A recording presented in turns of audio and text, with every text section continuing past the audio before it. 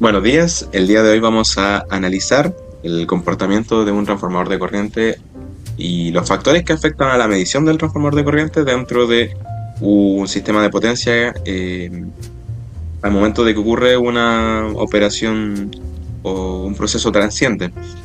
El proceso transiente que se va a analizar en este trabajo es específicamente una falla simétrica a la mitad de la línea entre el generador y la carga. Como un poco de contexto, más que nada mencionar que la importancia de los transformadores de corriente en los sistemas de protección es que prácticamente son los ojos del sistema de potencia.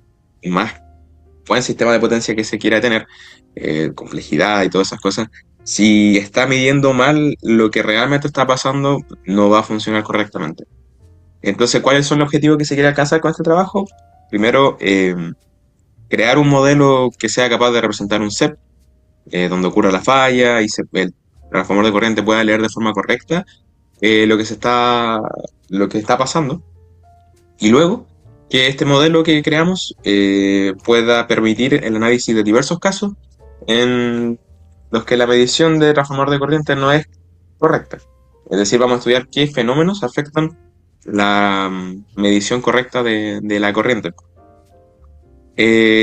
Como resumen bien pequeño, recordad que los transformadores de corriente son transformadores normales, son núcleos ferromagnéticos. Sin embargo, la característica principal es que se conecta en serie la línea que se quiere analizar con el primario del transformador.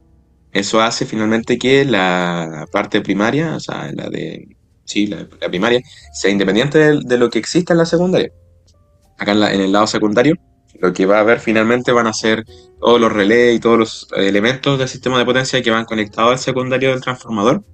Es importante que esto nunca se deje abierto, en la práctica nunca se deje en vacío, o con una muy alta impedancia, como vamos a ver a continuación, porque si es que si es que hay una alta impedancia, o si no hay directamente algo por aquí, toda esta corriente que iría del secundario finalmente pasaría por el núcleo magnético. Eso significa que el núcleo se satura. Es por eso también que los transformadores de corriente tienen que tener un codo de saturación bastante alto. Y hablando de saturación, la saturación de un material ferromagnético es un fenómeno que ocurre cuando el material ferromagnético está en presencia de un campo magnético externo y los dominios de ese material se alinean con la dirección del campo. Esto permite que el campo se intensifique. Sin embargo, existe un límite en el que ya los dominios no pueden alinearse más, y eso hace que finalmente, por más que se quiera aumentar la intensidad del campo con la corriente, por ejemplo, llega a un punto el codo, por ejemplo, en que ya este aumento no es significativo. Si se dan cuenta acá, aumentar poquito significa un gran aumento de la magnitud del flujo magnético. Sin embargo, acá ya por más que queramos aumentar, prácticamente se mantiene igual. A eso se le llama saturación. Y este fenómeno finalmente es el principal enemigo de los transformadores de corriente. La forma de onda, recordar más que nada que en las fallas la forma de onda de la corriente es de esta manera, como la que está aquí de color morado. Eh, Tiene una forma sinusoidal decreciente, y este decrecimiento viene dado finalmente principalmente por la componente continua. Esa componente viene dada principalmente por la razón XR de la línea donde se produce la falla. ¿Ya? Entre más alta sea la relación, más tiempo se va a tomar en disminuir esa componente, y más lento se va a ver la caída, por decir así, de esta señal. Por otro lado, si fuera abajo, obviamente prácticamente es chiquitito. O sea, no se nota mucho la diferencia.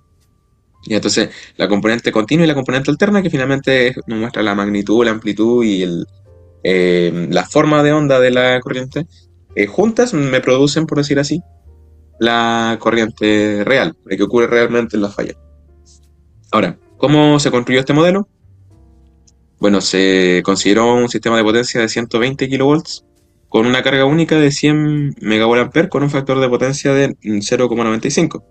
La línea que conecta los extremos es de 40 kilómetros, y en la mitad de la línea ocurre la falla simétrica, y ahí mismo se pone el transformador de corriente que va a analizar la situación. ¿Ya? Debido a que la falla es simétrica, por criterio solo se considera la fase A para el análisis transiente, debido a que es más fácil la explicación. y también la simulación. ¿Ya? Entonces, ¿qué elementos se ocuparon? Bueno, se ocupó este bloque que en el fondo me está simulando la fuente. Ya se podría haber incluido impedancia interna y todo eso. Por ejemplo, podríamos haber directamente ocupado esto como un equivalente de Thevenin y haber no considerado la línea y trabajar con el XR aquí. Sin embargo, para simular realmente y usar el bloque de las líneas lo dejamos como ideal y la razón XR la controlamos en la línea. Ya, este bloque de línea es especial, no es un... Uno podría haber pensado que se debería ocupar solamente una impedancia y una resistencia para modelar la línea, sin embargo, ese elemento no toma en cuenta el modelo de onda viajera, que el análisis de transiente es bien importante. ¿Ya? Los valores que estaban aquí son los que se mantuvieron, a excepción de la resistencia que se cambió solamente para que mi razón de mi relación XR fuera menor, alrededor de 2 la razón de XR. ¿Por qué? Porque así produce una... Es como el mejor caso posible, después lo vamos a empeorar. ¿Ya? Entonces acá hay 20 kilómetros y acá hay otros 20 kilómetros y en la mitad ocurre la falla. Ya la falla está simulada por finalmente este breaker. Hay un bloque de falla, sin embargo me dio bastante problemas de poder configurarlo bien. Acertaba en errores, entonces preferí irme por lo simple y usar esto finalmente una falla franca. Se analizó también el caso de alta impedancia, sin embargo no produce ninguna diferencia principal en la medición cuando existe la falla, por el lado en el lado de la falla, por decirlo así, no hay una diferencia, sí existe una diferencia desde el punto de vista del cortocircuito, pero no del punto de la medición del cortocircuito, que eso es finalmente lo que se está estudiando. Y la carga, bueno, la carga son 100 megavoltampere, entonces cada uno de estos está tercios. Ya me representa finalmente la carga que yo estoy analizando. Y acá está mi transformador de corriente. Ya, como se puede ver, la línea A pasa por aquí, pasa por el transformador y vuelve a la línea correspondiente. Sin embargo, eh, agregamos también acá un current measurement de este bloque para poder medir la corriente, obviamente. Y vamos a tener dos scopes, uno real y uno a escala. Ya estos van a comparar la corriente de entrada, la que realmente está pasando por la línea, por decirlo así, con la corriente del secundario, que esta es la que está midiendo, por decirlo así, el transformador. Ya el burden es de 0,4 ohms y la diferencia entre estos dos es que uno se pasa escalado. La razón de transformación acá es 600 a 5, entonces por esta misma razón multiplicamos el gain y ¿qué va a hacer esto? Nos va a dar una forma de onda escalada, entonces vamos a poder comparar de mejor manera si se está realizando correctamente el traspaso de la información del primario al secundario. Eso es simplemente el sistema de potencia, si bien se ve simple, me demoré bastante tiempo en poder llegar aquí, pero fue mucho ensayo y error. Entonces, parámetros, más que nada mostrar, por ejemplo, esto está en por unidad, acá está la relación, ya 605, solamente que he escrito en valores eh, menores. Acá se puso al revés la relación 605. ¿Por qué? Porque recordad que este transformador trabaja como transformador normal. Entonces no está especificado con esa razón de transformación que veíamos en la cátedra que era directa. Acá es distinto porque obviamente es un transformador normal que lo estamos adaptando para un transformador de corriente. No existe un bloque de transformador de corriente en Simulink. Eso, entonces ya teniendo eso, vamos a lanzar la simulación primero, que sería la simulación normal para ver cómo funciona. Bueno, entonces si revisamos el scope real, por ejemplo, vamos a poder analizar y se va a poder notar la forma de onda de la corriente. Un momento. Ah, ahí está. Entonces, por ejemplo, vamos a hacer zoom aquí. Y ahí se nota la forma de onda de la corriente de cortocircuito. Ya, si se dan cuenta, se puede ver rápidamente que esta componente de C es bien baja. ¿Ya? No dura mucho tiempo. Ahora si nosotros nos vamos al scope a escala, se puede ver que si realmente o no se hace correctamente la medición.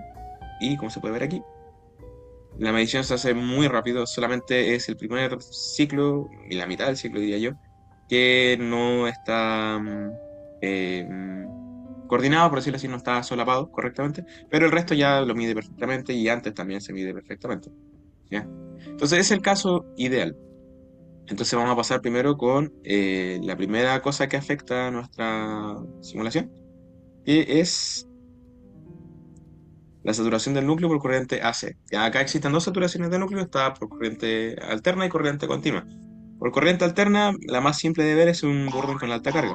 Ya vamos a probar solamente en este efecto del video 5 ohms. ¿Ya? Entonces, ¿qué se hace aquí? Se va a cambiar esto por 5 ohms y vamos a ver el resultado. Entonces, si vemos el resultado, vamos a notar, bueno, vamos a dejar de analizar esta gráfica porque finalmente siempre va a ser la misma, o muy parecida. Y finalmente nos importa comparar estas dos. Entonces, si se ve el scope a escala, ya se empieza a notar algo raro.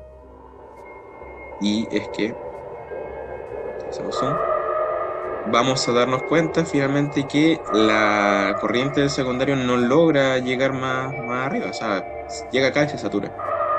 Eh, y no logra realmente graficar la forma de onda. Ahora, esta caída que se ve aquí, que es interesante, la razón por la que se produce finalmente es que recordar que la corriente del secundario finalmente viene dictada por la ley de Faraday. Es el voltaje que se aplica, tiene que ver también con la resistencia que existe y bla, bla, bla. Pero lo que pasa es que acá al aumentar el voltaje, tanto el voltaje, obviamente existe un crecimiento, porque si aumenta el voltaje en el primario, existe un cambio de flujo. Si existe un cambio de flujo, existe un aumento de voltaje en el secundario. Y si existe un aumento de voltaje en el secundario, existe un aumento de corriente. Esa es la línea. Sin embargo, ya debido a que está tan saturado el secundario, eh, ese cambio de flujo tiene un límite. O sea, es decir, el núcleo magnético no puede cambiar todo este tiempo, o sea, no puede cambiar todo el tiempo que está cambiando la onda en el primario, porque se satura. Entonces, la corriente del primario sigue dando vueltas, sigue cumpliendo su ciclo normal. Sin embargo, el núcleo magnético cambia solamente hasta que se satura y se alinea todos los núcleos magnéticos, y en ese punto el voltaje cae a cero. Y cuando cae a cero podemos ver esta caída, obviamente. Ahí se nota perfectamente que cae a cero. Y luego, en la mitad, cuando el voltaje empieza a decrecer, entonces acá esto lo empieza a seguir nuevamente. Obviamente ahora con signo negativo, lo sigue, lo sigue, lo sigue, hasta que se satura nuevamente y se repite el ciclo. Entonces, eso es finalmente lo que está pasando. La saturación evita que el voltaje en el secundario, de que exista un voltaje en el secundario. Porque recordar que por ley de Faraday, el voltaje en el secundario, la tensión inducida, depende netamente del cambio de flujo. Y si no hay cambio de flujo, entonces no pasa nada. Eh, entonces eso es el problema, finalmente. La razón de transformación muy baja. El uso de una de una razón de transformación incorrecta. De hecho, se hizo el análisis, como se mencionó anteriormente, acá está escrito de por qué se escogió la razón 605. Pero si se escogiera una razón distinta, por ejemplo, no se cumple realmente o vamos a tener una medición incorrecta. ¿Por qué? Porque como se explicó anteriormente, recién lo expliqué, la magnitud de la corriente depende completamente del voltaje que se induce en el secundario por la ley de Faraday. Por ende, si se escoge una razón de transformación muy baja, que es debajo de la corriente nominal del primario, por ejemplo, se corre el riesgo de que cuando se sature el núcleo, incluso sin la presencia de estrellas. Y eso, por ejemplo, lo vamos a estudiar con una razón 50A5, que traducida aquí, habría que cambiar ah, esto por 1. Entonces ahora tenemos una razón 50A5 y esto igual lo vamos a cambiar a 1/5. No, disculpen, 1/10. Entonces, ahora vamos a correr la simulación y al analizar esto, la forma de onda escalada, nuevamente vamos a analizar solamente esta forma de onda, y se puede ver que no se logra medir bien el primer ciclo y no se logra medir ningún ciclo bien. Esto se mantiene, se mantiene, se mantiene en el tiempo y no se llega. finalmente nunca se llega porque está escogida de mala manera la, la razón de transformación. Eh, y esto obviamente es grave porque uno diría, bueno, es poquito, pero acá, por ejemplo, la diferencia que estamos hablando es de 1350 más, no, 1370, pongámosle, con 1500 así. Bastante amperaje. Y eso obviamente juega una diferencia bastante grande. Entonces uno diría, bueno, es pequeño, pero si uno lo analiza en términos relativos, términos, o sea, en términos relativos es pequeño, uno podría decir porcentaje quizás, pero en términos reales es bastante. ¿Ya? Entonces, una mala elección de la razón de transformación nos trae como consecuencia también una saturación. Listo. Entonces ya tenemos listo eso. Vamos a seguir con la siguiente variable que afecta. Una mala calidad del material ferromagnético, por ejemplo. Eso también obviamente afecta bastante. El codo de saturación, la altura de ese codo es importante que sea alta, porque vamos a estar trabajando nosotros con corrientes elevadas y por ende el material ferromagnético debe aguantar y soportar eh, altos puntos de saturación. Entonces, para eso, voy a demarcar acá y acá tengo marcada, o tengo hecha una curva de saturación con su codo en 0,4. Ya esto es pésimo. De verdad no se encontraría en la realidad. Así que no se va. O sea, bueno, se va a analizar como caso de estudio, pero en la realidad nadie compraría un material ferromagnético de esa manera. Vamos a volver a esto conectado. Y vamos a correr la simulación a ver qué pasa.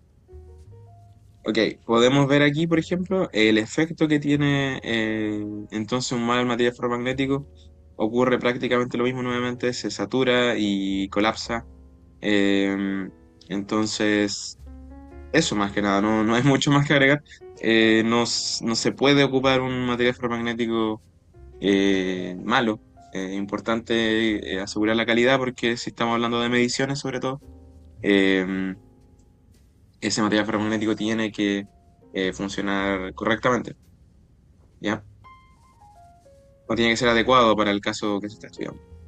Bueno, ya hemos visto todas las posibles saturaciones de AC, ahora vayamos con la saturación del núcleo de C y eso tiene que ver finalmente con lo que mencionaba antes. La componente continua de la falla viene dictada finalmente por la relación XR. ¿Ya? Esa relación, como decía, viene dada por la línea. Entonces, em, esta razón afecta directamente la componente de C, la corriente de falla, y mientras más alta la razón, más durará la componente continua en el tiempo. Entonces, eh, vamos a cambiar la relación. Vamos a dejarla en 24, que es elevado. Por ejemplo, aquí vamos a dividirlo por 12. Y eso nos quedaría una razón de 24. Bueno, aquí la verdad no sé si importa mucho esto porque igual va a estar en cortocircuito, así que... entonces al hacer esto, uno cuando analiza la forma de onda, bueno, primero lo que nota es que existe una componente continua elevada. eh, Se puede ver finalmente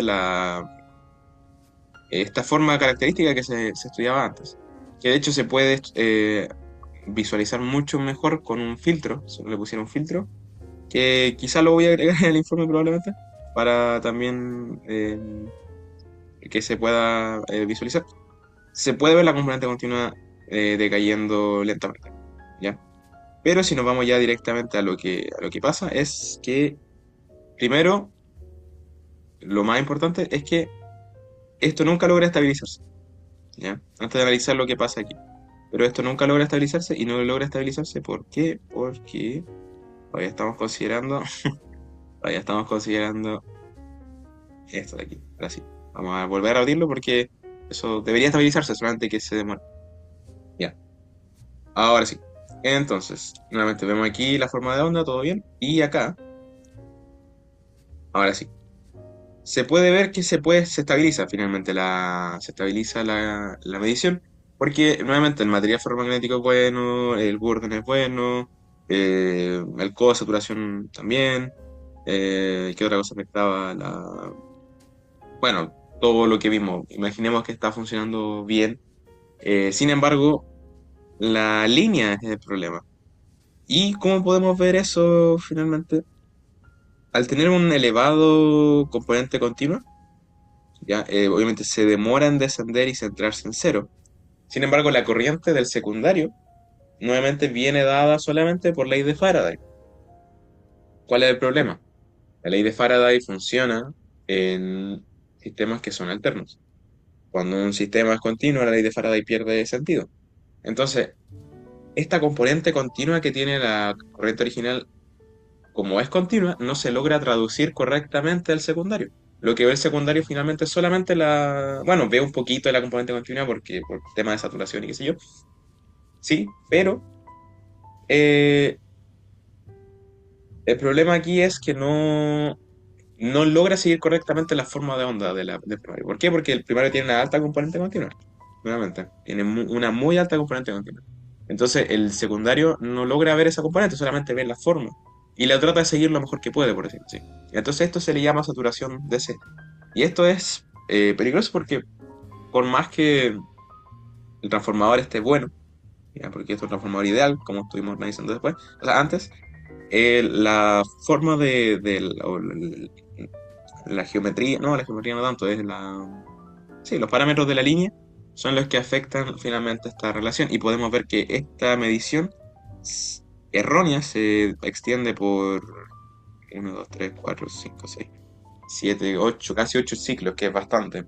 Entonces no se hace una buena medición, la verdad, aquí. Y ahí como se puede ver, la componente continua del secundario es prácticamente centrada en cero. ¿Ya? Se puede ver que acá hay como un pequeño para abajo y después se mantiene en cero y se estabiliza. Pero no es como esta que cae y recién se estabiliza por acá, sino que esta hace un movimiento como parte un poquito arriba y decae rápidamente y se estabiliza. Entonces, eso es cómo afecta la razón XR, ¿ya? Y bueno, esos serían casi todos los fenómenos que afectan a la medición correcta. Ahora, existen muchas otras cosas que se pueden analizar, por ejemplo, aquí, que no son parte de eh, del- de la tarea, del trabajo en sí, que la idea era analizar el comportamiento de la medición de la falla, o sea, disculpen, al momento de que existe una falla. Sin embargo, por ejemplo, si se quisiera analizar, a lo que voy es que este modelo de parámetros distribuidos, como mencionaba antes, nos sirve, por ejemplo, para analizar el efecto Ringling, el cual se analizó aquí, pero no se llegó a ninguna conclusión.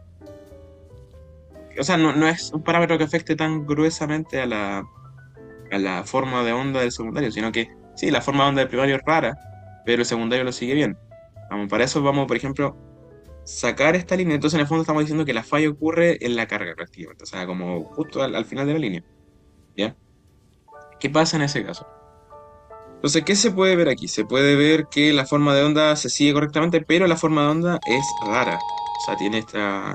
Bueno, la razón de esto del efecto Ringling, que en el fondo viene a ser un efecto producto de el rebote de las ondas, ¿ya? Estamos finalmente haciendo que la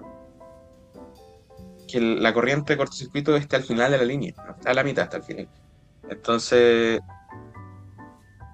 esta onda queda como rebotando, dando vueltas y es lo que se demora en llegar de un lado a otro, por decirlo así, se produce estas oscilaciones en la magnitud. Entonces, estas fallas son, eh, yo creo que mucho más peligrosas y difíciles de parar si no se paran a tiempo. Por ejemplo, en estos primeros ciclos, uno podría pararla normalmente, pero luego o sea, a lo que voy es que va cambiando la magnitud. Entonces, normalmente imagino yo que los sistemas de protección están hechos para soportar ciertos tipos de corriente de cortocircuito en el secundario. Pero si este efecto Raken fuera mucho más pronunciado, por ejemplo, esto podría ser muy alto y podría dañar al equipo si es que no se para a tiempo. Entonces es importante también la rapidez dentro de la operación de los sistemas de protección. Y eso fue entonces el proyecto. Eh, Bastante eh, interesante, la verdad, porque uno solamente variando cositas puede darse cuenta de todas las cosas que uno tiene que tener en consideración al momento de implementar un transformador de corriente. Eh, si bien pareciera que se hizo rápido, y la verdad es que esto quizá me puede haber tomado una media hora en armarlo bien, menos diría yo, el cómo llegar acá fue bastante tedioso, porque había muchos errores, muchas cosas, como yo la verdad no tengo mucha destreza en MATLAB o en Simulink específicamente, me costó bastante, se me hizo bastante dificultoso llegar hasta aquí, pero funcionó y se pudo estudiar correctamente todos los parámetros que afectan al transformador. Entonces, eso sería, las conclusiones van a estar añadidas en el informe para no extender más el video, pero este fue prácticamente el trabajo que se realizó.